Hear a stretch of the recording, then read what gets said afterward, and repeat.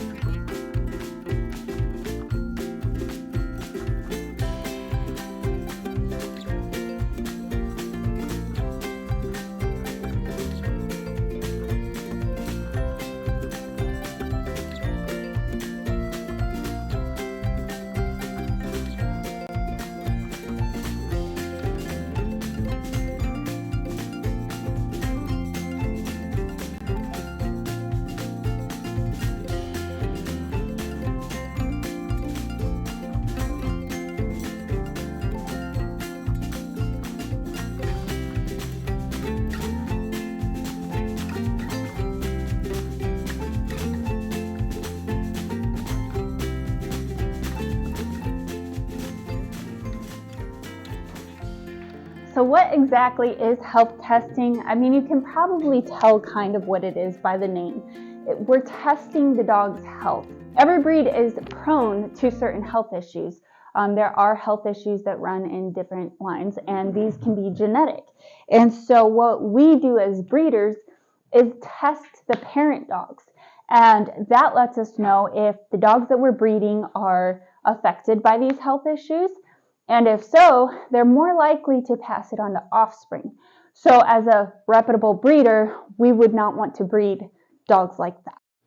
Now, each breed has its own recommended health testing, and this is determined by what health issues pop up in that breed on a regular basis. To figure out which health testing you should be watching for, you can contact your veterinarian and let them know what breed you are interested in. They should be able to provide you with a list of health testing that the breeder should be doing on both parents. You can also look up OFA. This stands for Orthopedic Foundation of America, and this is the company that most health tests are either submitted to or at least registered through. And so you can look up the breed that you are interested in, and you should be able to find a list of health tests that OFA requires in order for that dog to be considered fully health tested. And a third option is to look up on AKC's website. For those that don't know, AKC stands for American Kennel Club, and this is the most common registry we use here in the US.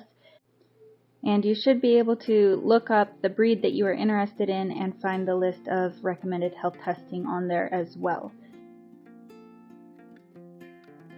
Now, for genetic testing, I found that both OFA and AKC's websites weren't super clear on which tests should be performed for each breed. So for this, I would recommend looking at a genetic company such as Paw Prints or Animal Genetics and just type in the breed that you are interested in. From there, you're going to look for a general panel, or if they have like a panel that they offer, and you're going to go into that and see what exact testing they recommend for your breed. So with health testing, it gives us the ability to not breed dogs knowing that they have specific health issues that are common for the breed. For example, Goldens tend to have hip issues. So if I'm able to test their hips and able to say, okay, I know that the parents of this dog do not have hip dysplasia, I'm much less likely to produce puppies that have hip dysplasia. Now, it's not a guarantee, unfortunately, because there are so many generations of genetics in each and every one of our dogs. And different things such as the way the parents' DNA comes together, even environmental things can change what DNA kind of lines up for your puppy. And so it's not a guarantee, but we are much less likely to get hip dysplasia out of two parents that do not have it. And even better than that, if the parents' parents, so the puppy's grandparents and great-grandparents, and if we can test all these generations, we are much less likely to be developing dogs with hip dysplasia.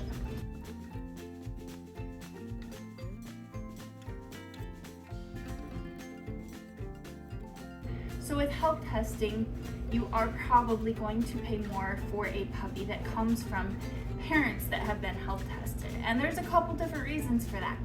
One of them is that health testing isn't cheap. It's something that does require extra expense. And a lot of times with most of the health tests, the dog has to be older before it can be tested, which means that breeder is spending the time to raise that dog up and train that dog, and before they even know if they can breed it. And so before they even pass the test or fail the test, the breeder already has a huge amount of time and money invested into raising that dog up.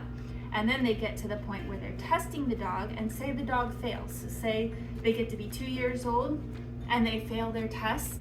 Not only is the breeder out all of the time and money that they put into that dog raising it, that will never be recouped.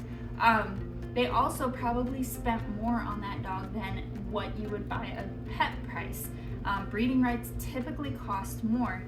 And so then they would be out that extra money because they're not going to turn around and sell the dog at the same price that they paid for breeding rights, because the dog will have to be placed in a pet home.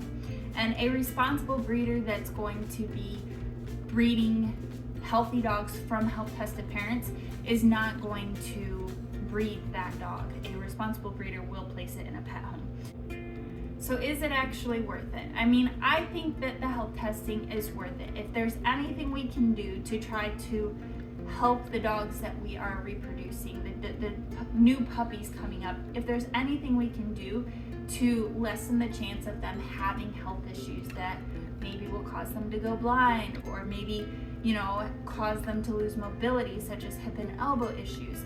If there's anything we can do to prevent that, I think we should, and I think it's worth spending a little extra money to try to avoid those issues. So I've already shared with you guys how to find the tests that are recommended for your breed, but in next week's video we're going to talk all about the tests that are recommended for golden retrievers and what you should be looking for in a golden retriever breeder regarding the health testing and how the breeder handles the health testing. So stay tuned for that. Thank you guys so much for watching, and we will catch you in next week's episode. Have a golden day. You're too far away to boop it. It's okay. I boop your nose for you. Boop.